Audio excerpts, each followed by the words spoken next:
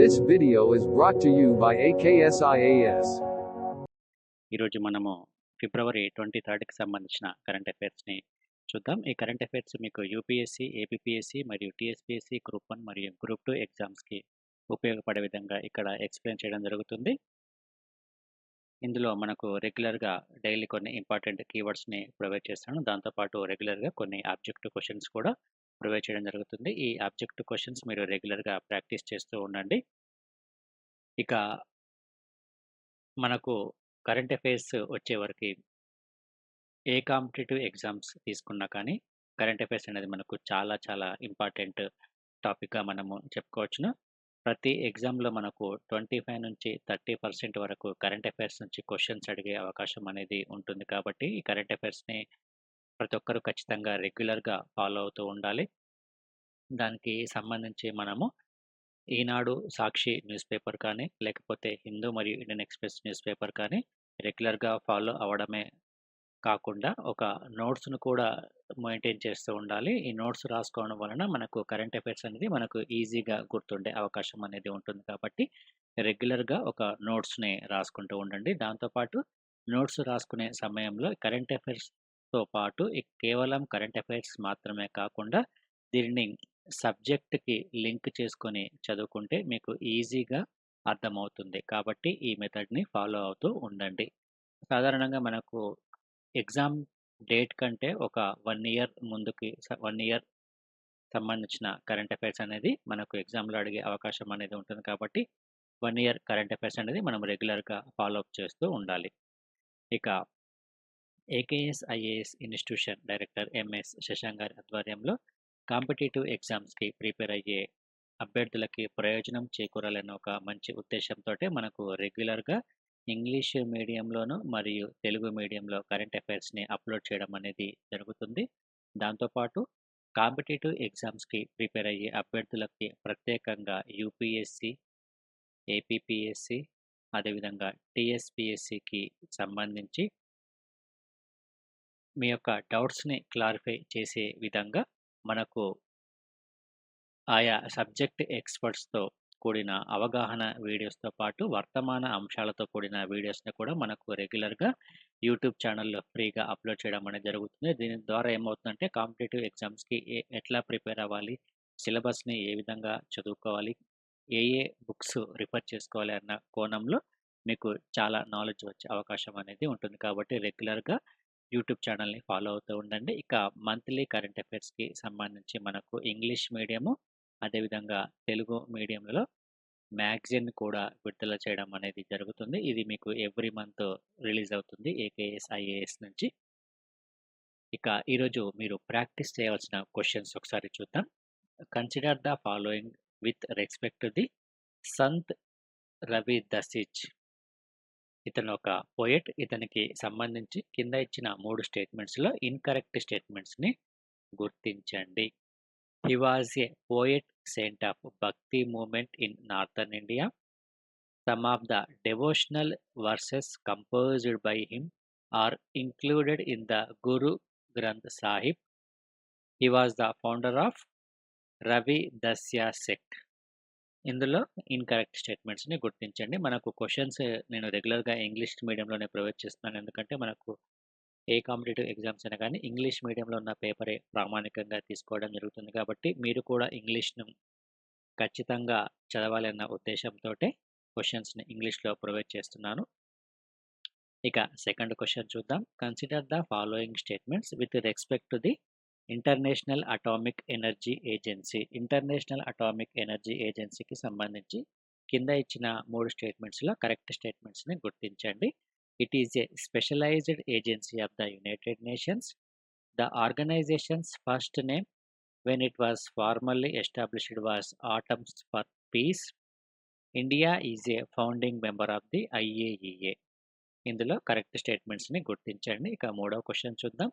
Consider the following statements with respect to the international mother language day. International mother language డేకి సంబంధించి మనకి ఇక్కడ 3 statements ఇవ్వడం జరిగింది. ఇందులో కరెక్ట్ స్టేట్మెంట్స్‌ని గుర్తించండి. It is part of the initiative to promote the preservations and protection of all languages used by the peoples of the world. The idea to celebrate the International Mother Language Day was initiative of India. First announced by the UNESCO in 1999, it was formally recognized by the United Nations General Assembly in 2002. ఇందులో correct స్టేట్మెంట్స్ని గుర్తించండి. ఇక ఈరోజు current అఫైర్స్లో భాగంగా first topic కనుక ఒకసారి మనం చూసుకుంటే హైదరాబాద్లో మనకు బయో ఆసియా సదస్సు అనేది జరుగుతుంది. ఈ బయో ఆసియా సదస్సు అనేది ప్రధానమైన ఉద్దేశం ఏమిటంటే హైదరాబాద్ అనేది ఒక టెక్నాలజీ పరంగా అంటే ఈ బయో రంగానికి సంబంధించి ఒక కీలకమైన కేంద్రంగా మారే అవకాశం అనేది ఉంటుంది భవిష్యత్తులో. దానికి సంబంధించి ప్రస్తుతం మనకు ఈ బయో ఆసియా సదస్సు అనేది ప్రస్తుతం మనకు హైదరాబాద్లో జరుగుతుంది. ఇందులో దాదాపుగా 60కి పైగా దేశాల రాయబారులు ఈ సదస్సులో పాల్గొనడం అనేది జరిగింది.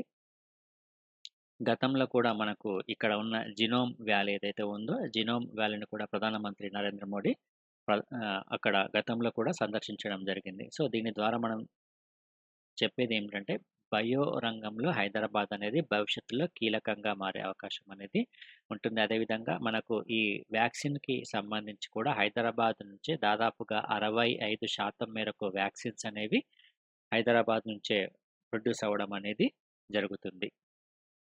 ఇంకా ఈ జీవశాస్త్రాల రంగానికి సంబంధించి ఇందులో పెట్టుబడులకు దాదాపుగా 7.5 లక్షల కోట్లకు పెంచే లక్ష్యంతోటే తెలంగాణ ఒక లక్ష్యాన్ని నిర్దేశించుకోవడం అనేది జరిగింది. ఇక 2020-21 సంవత్సరంలో జీవశాస్త్రాల రంగానికి సంబంధించి దాదాపుగా 3,700 కోట్ల పెట్టుబడులను తెలంగాణ రాష్ట్ర ప్రభుత్వము కైవసం చేసుకోవడం అనేది జరిగింది. దీని ద్వారా పరోక్షంగా ప్రత్యక్షంగా మొత్తం 14,000 మందికి కూడా ఎంప్లాయ్మెంట్ అనేది లభించింది.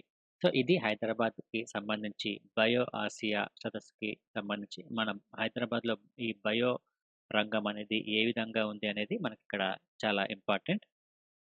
త్వరలోనే బీహబ్ మరియు ఔషధ నగరి అని కూడా మరొక ప్రకటన చేయడం అనేది జరిగింది. ప్రపంచంలో ఉన్న ప్రధాన ఔషధాల్లో దాదాపుగా 8 ఔషధాలు మనకు ఇక్కడ హైదరాబాద్లోనే ఉత్పత్తి అవ్వడం అనేది జరుగుతుంది. దీనికి సంబంధించి కూడా ప్రభుత్వం చర్యలు తీసుకోవాలి. అందులో భాగంగానే ఇక్కడ బీహబ్ మరియు ఔషధ నగరిని కూడా ఏర్పాటు చేయాలని కూడా తెలంగాణ రాష్ట్ర ప్రభుత్వం ఒక నిర్ణయం తీసుకోవడం అనేది జరిగింది.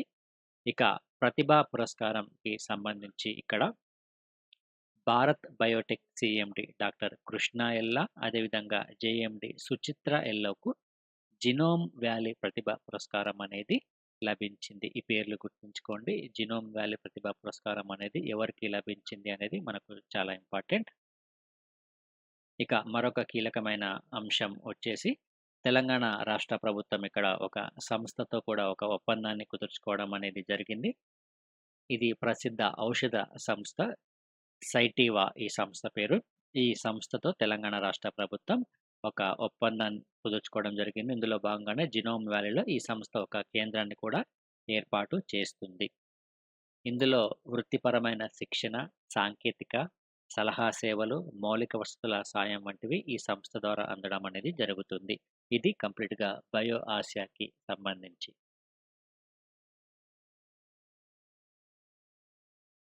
ఇది కూడా కేవలం ఈ బయో ఆసియాకి సంబంధించిన అంశమే. ఇది నిన్నటి పేపర్కి సంబంధించి. యాక్చువల్గా నిన్న కరెంట్ అఫైర్స్ అనేవి మనకు లేవు. సో ఈ రెండు కలిపి ఈరోజు నేను కవర్ చేస్తున్నాను. ఇందులో ముఖ్యంగా ఈ టేబుల్ కనుక చూసుకుంటే తెలంగాణ రాష్ట్రానికి ఎంత మేరకు పెట్టుబడులు వచ్చాయి, ఏ ఏ రంగంలో అనే కోణంలో మనం ఇక్కడ ఇవ్వడం అనేది జరిగింది. జీవశాస్త్రము మరియు ఔషధ తయారీ పరిశ్రమలకు, పరిశోధన అభివృద్ధి కేంద్రాలకు సంబంధించి, అదేవిధంగా వైద్య పరికరాల తయారీకి సంబంధించి మొత్తం దాదాపుగా 2,193 కోట్ల పెట్టుబడులు అనేవి తెలంగాణ రాష్ట్రానికి రావడం అనేది జరిగింది ఈ జీవశాస్త్రాల రంగానికి సంబంధించి. ఇక నెక్స్ట్ అంశాన్ని కనుక తీసుకుంటే మారిషస్తో చారిత్రాత్మక ఆర్థిక బంధం అనే మరొక అంశం మనకు ఇక్కడ ఇవ్వడం జరిగింది. ఇక్కడ మారిషస్తో భారత ప్రభుత్వం ఒక కీలకమైన ఒప్పందాన్ని కుదుర్చుకోవడం అనేది జరిగింది. దీన్నే మనము ఆర్థిక సహకార భాగస్వామ్య ఒప్పందం అని అంటాము. ఇది అండర్లైన్ చేసుకోండి ఇక్కడ. సో ఇక్కడ ఇది గుర్తుంచుకోండి, ఆర్థిక సహకార భాగస్వామ్య ఒప్పందం ఏ దేశంతో అంటే మారిషస్‌తో కుదుర్చుకున్న ఒక ఒప్పందంగా కుదుర్చుకోవచ్చు. ఇది భారతదేశానికి సంబంధించి వాణిజ్య విస్తృతికి మరింతగా తోడ్పడే అవకాశం అనేది ఉంటుంది. అదేవిధంగా ఆఫ్రికా దేశంతో ఈ తరహా ఒప్పందం కుదుర్చుకోవడం అనేది కూడా భారతదేశానికి ఇదే ఫస్ట్ ఒప్పందంగా మనము చెప్పుకోవచ్చును. ఇది కూడా మనకు చాలా చాలా ఇంపార్టెంట్ ఇది. సో, దీనికి కేంద్ర కేబినెట్ కూడా ఆమోద ముద్ర వేయడం అనేది జరిగింది. గతంతో కూడా మనం కంపారిజన్ చేసుకుంటే భారత్ మరియు మారిషస్‌ల మధ్య ఉన్న సంబంధాలను కూడా మనం ఒకసారి చదువుకోవాలి. ఎగ్జాక్ట్‌గా 1 year back prime minister Narendra Modi అక్కడ మారిషస్‌లో సుప్రీం కోర్ట్ బిల్డింగ్‌ని కూడా ఇనాగ్రేట్ చేయడం అనేది జరిగింది. అది కూడా మనం ఒకసారి బ్యాక్‌గ్రౌండ్‌లో భాగంగా చదువుకోవాలి.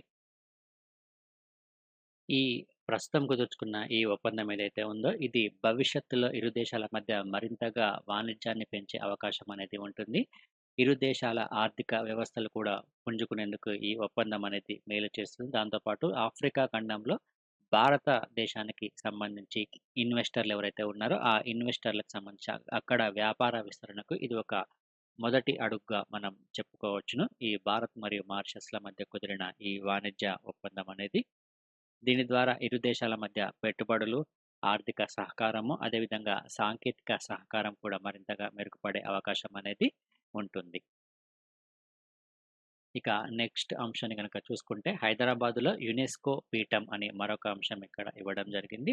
ఐక్యరాజ్య సమితికి సంబంధించి ఇదొక విభాగంగా మనం చెప్పుకోవచ్చును. యునెస్కో అనేది ఐక్యరాజ్య సమితి విద్యా, శాస్త్రీయ, సాంస్కృతిక సంస్థ.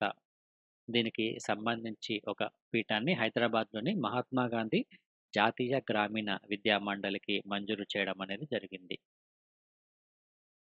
ఇక్కడ ఇది గుర్తుంచుకోండి. హైదరాబాద్‌లోని మహాత్మా గాంధీ జాతీయ గ్రామీణ విద్యా మండలికి దీనిని ఇక్కడ ఒక బ్రాంచ్‌ని ఏర్పాటు చేయడం అనేది జరుగుతుంది. ఇందులో ఎక్స్‌పీరియన్స్ లెర్నింగ్ ఫర్ ఎడ్యుకేషన్ అనేది ఇక్కడ ఏర్పాటు చేస్తున్నారు.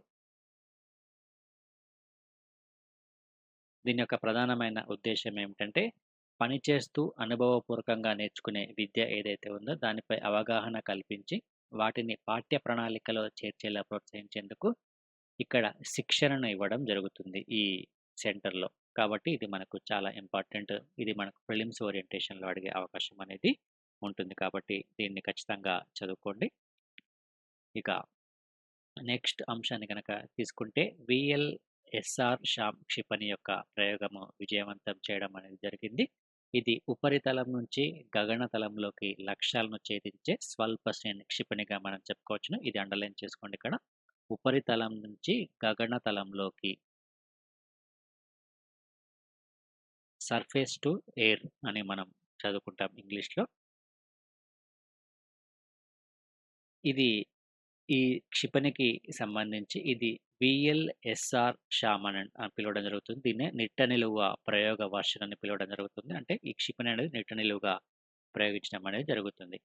సో, ఇక్కడ ఒడిస్సా తీరంలో ఉన్న చాందీపూర్‌లో ఉన్న ఈ ఐటీఆర్ నుంచి ఈ ప్రయోగం అనేది జరిగింది. ఈ క్షిపణికి సంబంధించి దీనిని రూపొందించింది ఎవరంటే డీఆర్‌డీఓ ఈ క్షిపణిని రూపొందించింది. ఇది పూర్తిగా స్వదేశీ పరిజ్ఞానంతో రూపొందించిన క్షిపణిగా మనం చెప్పుకోవచ్చును. దీని యొక్క ఉద్దేశ్యం ఏమిటంటే చాలా తక్కువ ఎత్తులో ఉన్న లక్ష్యాలను ఛేదించేందుకు ఈ క్షిపణి అనేది ఉపయోగపడుతుంది. ఇక్కడ హైదరాబాద్‌లో ఉన్న డీఆర్‌డీఎల్ అదేవిధంగా ఆర్‌సీఐ ఈ 2 డీఆర్‌డీఓ ల్యాబ్‌లు ఈ క్షిపణి రూపకల్పనలో పాలుపంచుకోవడం అనేది జరిగింది.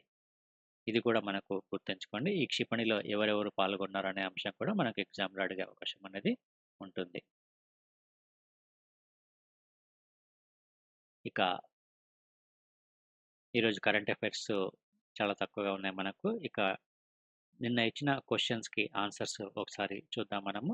Consider the following statements with respect to the lieutenant governor. Lieutenant గవర్నర్‌కి సంబంధించి కింద మనకు 2 స్టేట్మెంట్స్ ఇవ్వడం జరిగింది. ఇందులో కరెక్ట్ స్టేట్మెంట్స్‌ని గుర్తించాలి. The lieutenant governor is appointed by the president of India for a term of 5 years. ఇది correct statement. The lieutenant governors hold office at the pleasure of the president. ఇది కూడా కరెక్ట్ స్టేట్మెంట్ కాబట్టి మనకు C ఇక్కడ సమాధానం. ఇక second question చూద్దాం. Consider the following statements with respect to the Indian leopard. Indian లియోపార్డ్‌కి సంబంధించి ఇక్కడ మనకు 4 స్టేట్మెంట్స్ ఇవ్వడం జరిగింది. ఇందులో ఇన్‌కరెక్ట్ స్టేట్మెంట్స్‌ని గుర్తించండి అని ఇక్కడ ఇవ్వడం జరిగింది. The Indian leopard is listed as vulnerable and IUCN red list. ఇది కరెక్ట్ స్టేట్మెంట్ ఇది.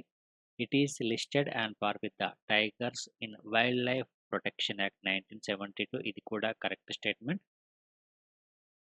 ఏ melanistic leopard is called black panther or jaguar. ఇది కూడా మనకు కరెక్ట్ స్టేట్మెంట్. ఇక the rosettes of each leopard are unique in shape and size making the species identifiable individual. ఇది కూడా మనకు correct statement కాబట్టి none of the above is మనకి ఇక్కడ ఆన్సర్. ఇక్కడ థర్డ్ క్వశ్చన్ ఒకసారి చూద్దాం. ఇక్కడ Nainativu and Neduntivu are located in అని మనకి ఇక్కడ ఇవ్వడం జరిగింది. ఇది పాక్ బే దీనికి కరెక్ట్ సమాధానం. ఇది మనకు దాదాపుగా 50 తమిళనాడు నుంచి ఒక 50 కిలోమీటర్ల దూరంలో ఉంటుంది పాక్ బే అనేది. సో అక్కడ ఈ ప్రాంతాలు ఉంటాయి కాబట్టి ఏ కరెక్ట్ ఆన్సర్ ఇక్కడ. ఇది మనకి ఈరోజు ఉన్న కరెంట్ అఫైర్స్ మరియు నిన్న ఇచ్చిన క్వశ్చన్స్కి ఆన్సర్స్. ఇంకా ఏకేఎస్ ఐఏఎస్ అందించే కోర్సెస్కి సంబంధించి UPSC general studies prelims cum mains integrated బ్యాచ్ని ప్రొవైడ్ చేస్తుంది. ఇందులో మనకు ఇంగ్లీష్ మీడియం ఉంటుంది, తెలుగు మీడియం ఉంటుంది. జనరల్ స్టడీస్లో ప్రిలిమ్స్ మరియు మెయిన్స్ అన్ని పేపర్స్కి కోచింగ్ని ఢిల్లీ ఫ్యాకల్టీతో కోచింగ్ని ప్రొవైడ్ చేయడం జరుగుతుంది. దాంతోపాటు ఎస్సీకి సపరేట్గా క్లాసెస్ ఉంటాయి.